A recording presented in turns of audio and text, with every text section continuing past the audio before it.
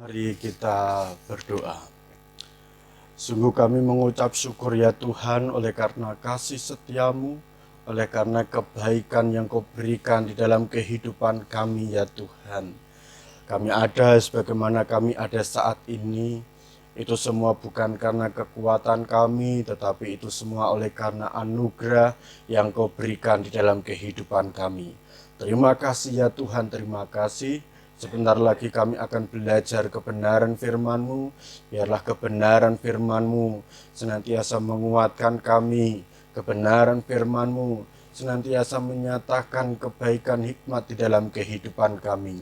Sehingga kami mampu untuk menghadapi peristiwa demi peristiwa yang kami hadapi saat ini. Terima kasih ya Tuhan, terima kasih. Bila Roh Kudus memberikan pengertian di dalam kehidupan kami. Di dalam nama Tuhan Yesus kami berdoa dan mengucap syukur. Haleluya. Amin.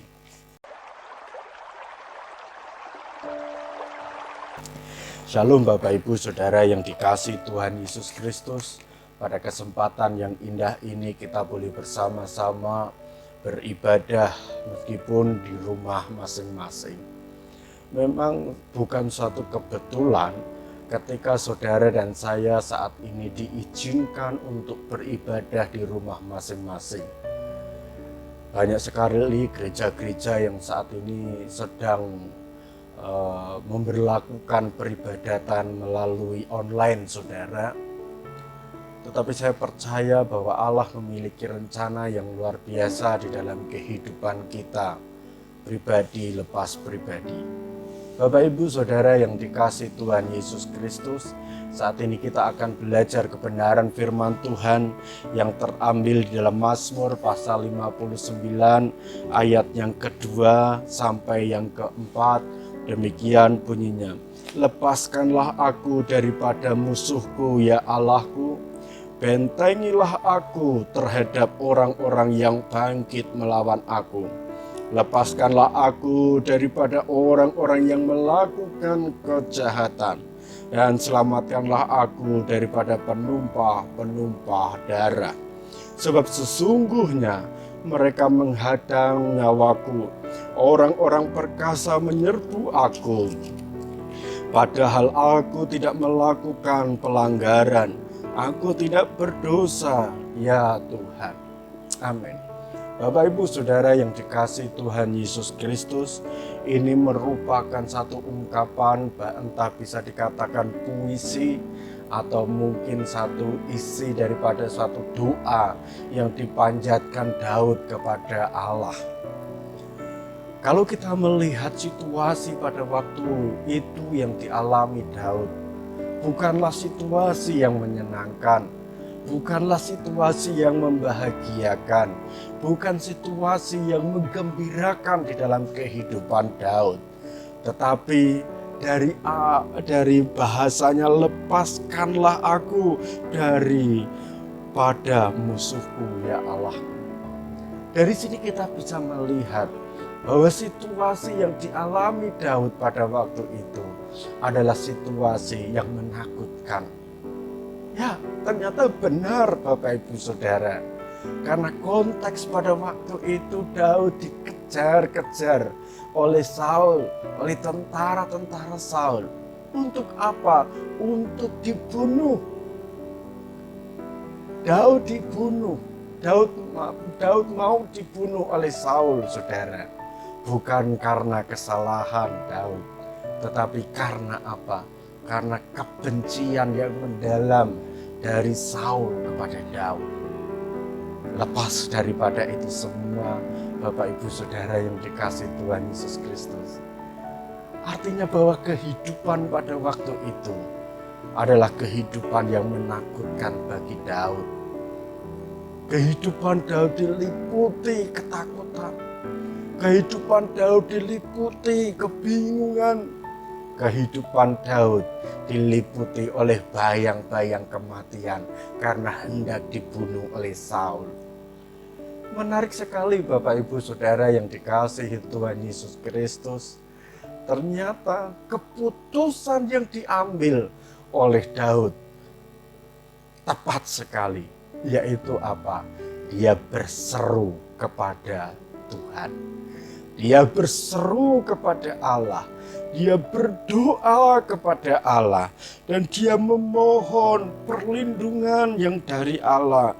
Yang dia berdoa, lepaskanlah aku daripada musuhku ya Allahku. Ini suatu seruan yang keluar.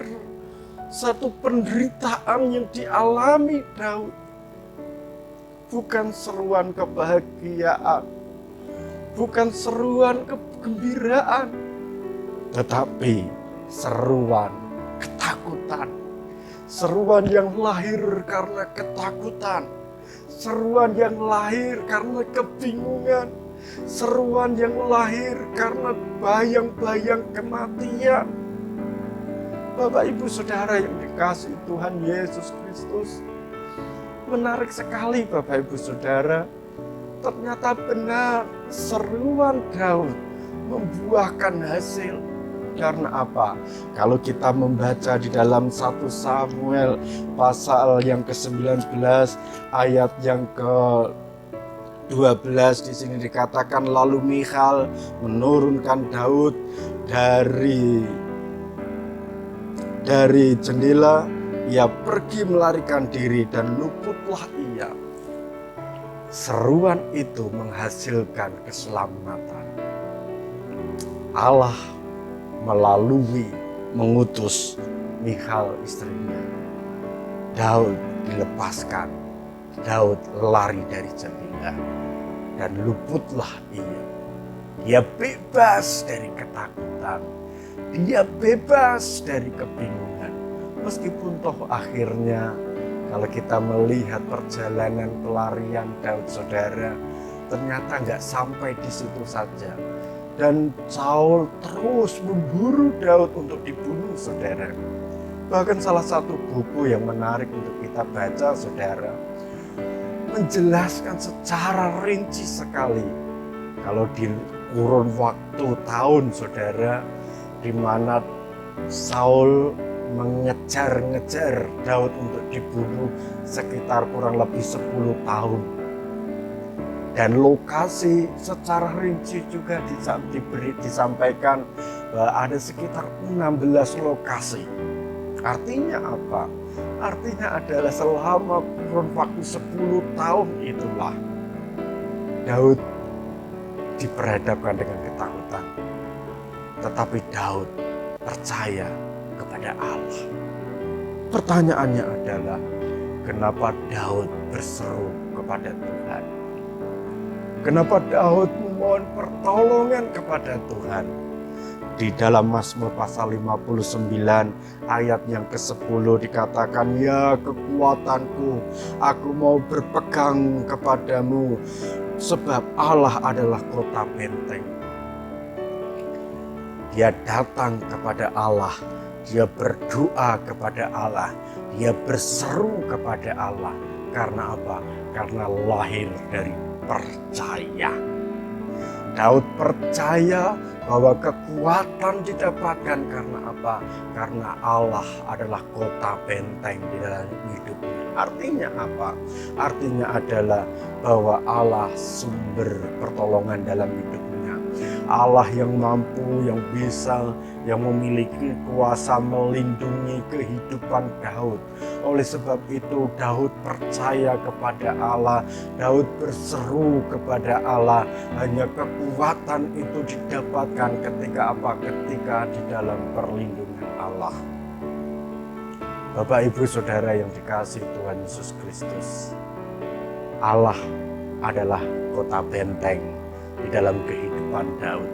Ketika Daud sedang mengalami ketakutan, ketika Daud mengalami bayang-bayang kematian, Allah telah melindungi Daud. Allah telah memberikan kekuatan kepada Daud. Allah tidak hanya sekedar melindungi, tidak hanya sekedar memberikan kekuatan, tetapi Allah juga memberikan keselamatan di dalam kehidupan Daud. Saya percaya Bapak Ibu Saudara yang dikasihi Tuhan Yesus Kristus, apa yang dikerjakan Allah di dalam kehidupan Daud akan dikerjakan juga di dalam kehidupan saudara dan saya. Apa yang sudah dikerjakan Allah akan dinyatakan, akan dikerjakan juga di dalam setiap kehidupan saudara dan saya. Jadi berdoalah kepada Tuhan karena Dia penolong dalam hidup kita. Karena Dia pelindung di dalam kehidupan kita. Karena Dialah yang mampu menyelamatkan kehidupan kita. Apalagi Bapak Ibu Saudara yang dikasihi Tuhan Yesus Kristus, akhir-akhir ini kita sedang diperhadapkan dengan ketakutan, dengan wabah atau virus COVID-19 atau yang kita kenal Corona. Memang sudah ribuan orang yang jangkit, bahkan ada sekitar kurang lebih ratusan yang meninggal karena COVID-19.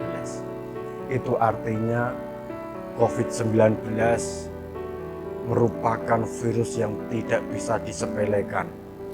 Itu artinya COVID-19 bukan virus yang main-main, saudara. Tetapi juga bukan berarti kita dibantui dengan COVID-19.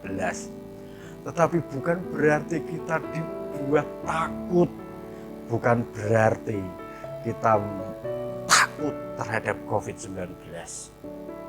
Karena apa? Karena kita punya Allah yang telah melindungi kehidupan kita. Karena kita punya Allah yang telah memberikan kekuatan kita. Karena kita punya Allah yang telah menyelamatkan kehidupan saudara dan saya. Bapak Ibu Saudara yang dikasihi Tuhan Yesus Kristus, hanya dengan doa kita berseru kepada Tuhan. Kita berseru minta pertolongan Tuhan. Dan Tuhan akan menyatakan kuasa di dalam kehidupan saudara dan saya. Meskipun saat ini sudah banyak sekali jatuh korban, tetapi saya percaya Tuhan akan mengakhiri virus corona itu. Ketika apa? Ketika saudara dan saya menyatukan hati kita, kita akan berdoa untuk Indonesia. Tidak hanya saudara dan saya saja yang diselamatkan dari virus corona, tetapi Indonesia akan diselamatkan dari COVID-19 atau corona itu. Bapak Ibu Saudara yang dikasihi Tuhan Yesus Kristus, setiap kita percaya bahwa doa mampu mengubah segala sesuatu yang menurut manusia itu mustahil, tetapi bagi Tuhan mungkin. Menurut manusia segala sesuatu itu tidak mungkin, tetapi kita percaya bahwa di dalam doa ada kuasa yang luar biasa sekali. Bahkan di Alkitab juga mengatakan doa orang yang benar bila yakin didoakan besar kuasanya. Artinya apa?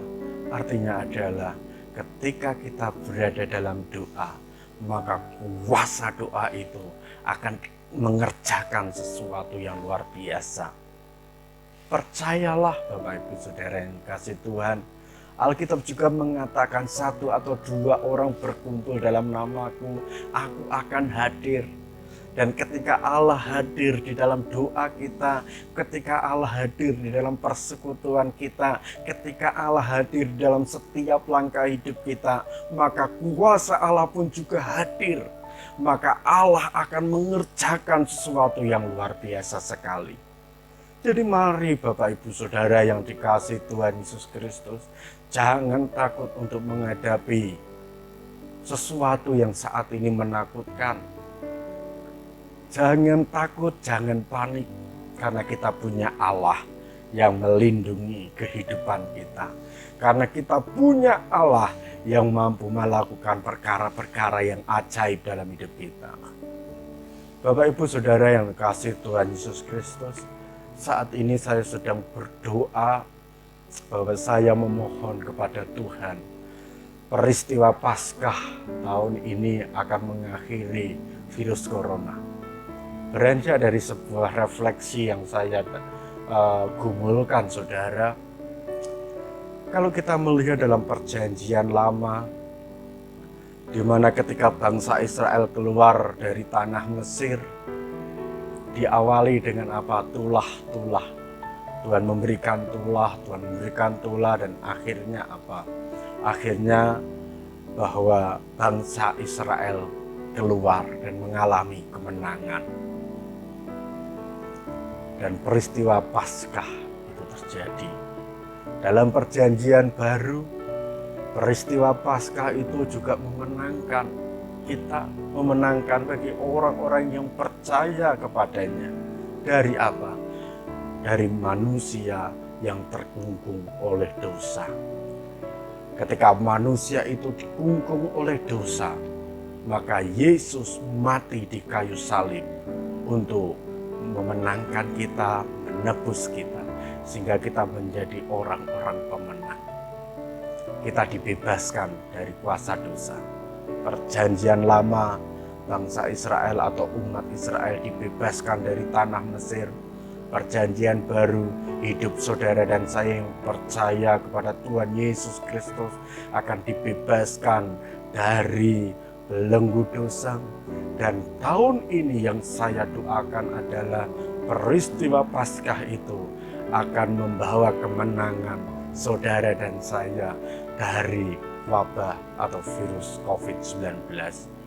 Dari Paskah ini akan mengakhiri virus corona dan Indonesia diselamatkan dari wabah virus corona. Jadi mari Bapak Ibu Saudara yang dikasihi Tuhan Yesus Kristus, ada kuasa di dalam doa. Doa mampu melakukan perkara-perkara yang ajaib. Doa mampu melakukan apa yang kelihatan mustahil bagi manusia, tetapi itu akan mungkin bagi Allah. Jadi mari Bapak Ibu Saudara kasih Tuhan Yesus Kristus, satukan hati kita untuk berdoa untuk bangsa Indonesia ini. Jangan takut, datang kepada Tuhan, berseru kepada Tuhan, maka Tuhan akan melindungi saudara dan saya. Tuhan akan melindungi bangsa Indonesia. Mari kita berdoa. Sungguh kami mengucap syukur ya Tuhan, oleh karena kasih setiamu, oleh karena kebaikan yang Kau berikan di dalam kehidupan kami. Saat ini kami berdoa ya Tuhan untuk bangsa Indonesia.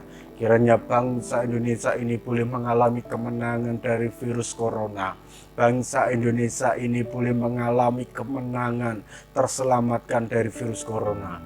Kami berdoa ya Tuhan untuk setiap orang-orang masyarakat Indonesia yang sudah terjangkit, kiranya Engkau menyatakan kesembuhan, yang belum Engkau proteksi, Engkau lindungi, dan Engkau akhiri kuasa virus corona ini di dalam kehidupan bangsa Indonesia ini.